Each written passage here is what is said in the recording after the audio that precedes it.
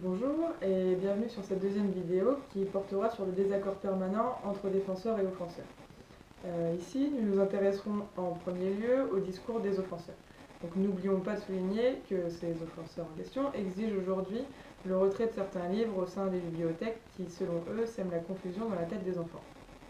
Soit pour commencer, et pour reprendre les dires de Marc Angenot dans son ouvrage Dialogue de sourds, traité rhétorique antilogique, afin qu'il y ait lieu d'un débat, il faut que les deux camps acceptent implicitement un certain nombre de règles et définissent un cadre commun au conflit. En effet, en répondant aux attaques des offenseurs, les défenseurs du secteur jeunesse acceptent implicitement que la question soit posée, débattue, et rentrent donc dans la logique de leurs opposants, confortant leurs présupposés, plutôt que de remettre en question le fondement de l'attaque en question.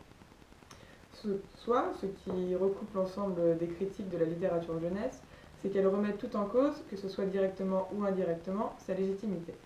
Elle doute soit du caractère littéraire des œuvres pour la jeunesse, soit de son utilité pédagogique. Or, leurs raisonnements, bien que contestables, sont tout de même réfléchis et témoignent d'un véritable intérêt pour la question. Aussi, il y a eu lieu de critiques communes à la plupart des articles dénonçant ces ouvrages pour enfants comme inappropriés. En effet, avant de se prononcer sur l'idéologie liée à la théorie du genre, c'est l'aspect commercial, utilitaire et didactique de la littérature jeunesse qui vient à être critiqué, empêchant cette littérature d'être assimilée à une littérature idéale. Mais encore, c'est souvent le manque de pédagogie, l'aspect soi-disant nocif pour les jeunes ou un caractère abétissant qui vient à être dénoncé. Malgré tout, cette dernière remarque vient à admettre l'idée que cette littérature est avant tout un outil d'apprentissage. Or, ce double aspect est contradictoire puisque viennent à se confondre les mérites littéraires et les mérites pédagogiques.